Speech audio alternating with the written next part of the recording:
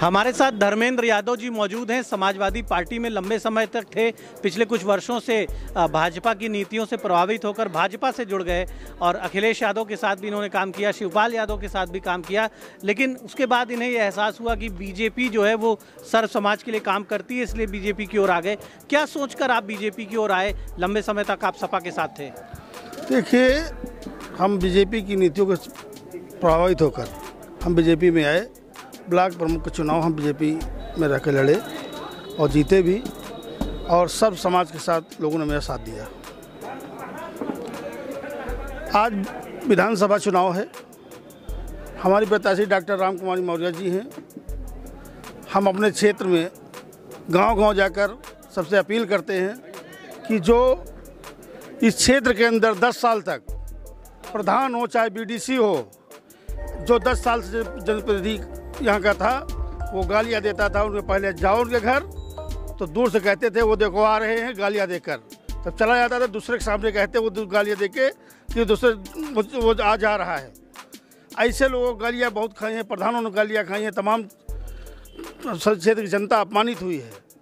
हम यादव समाज से सबसे अनुरोध करेंगे कि भारतीय जनता पार्टी के पक्ष में मतदान करके डॉक्टर रामकुमारी मौर्य जी को भारी मतों से जिताने का काम करें। ये दावा किया जा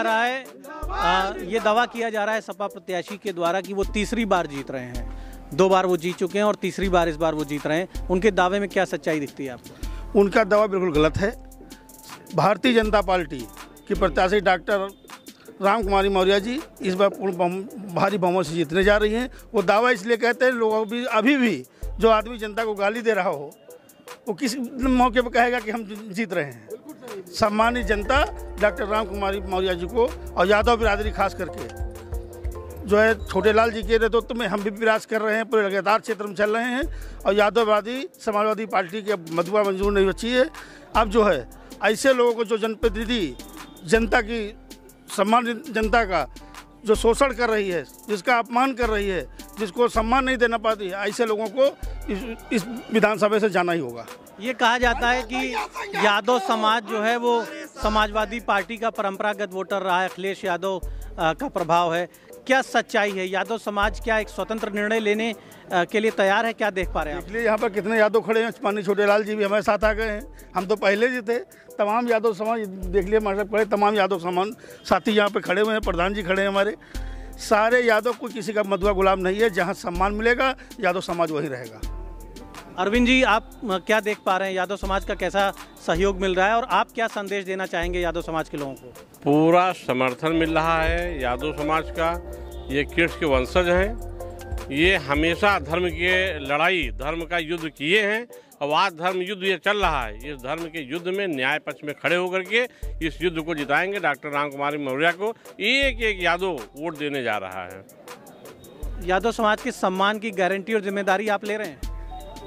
यादव समाज के सम्मान की गारंटी सर्व समाज के, यादव समाज के साथ साथ सर्व समाज के सम्मान की गारंटी मैं ले रहा हूं। मेरे परिवार से जो सम्मान के मामले में मेरे परिवार, मेरा व्यक्तिगत, मेरी पत्नी, कहीं कोई सम्मान में ठेस नहीं आएगी। ये मैं आपके चैनल के माध्यम से मैं सभी को आश्वस्त करना चाहता हूं कि सम्मान में कहीं कोई कमी नहीं आएगी।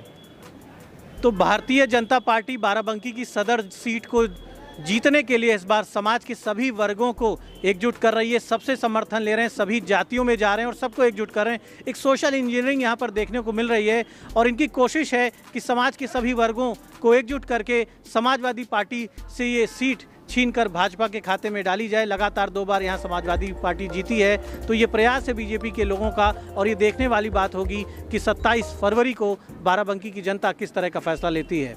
धन्यवाद।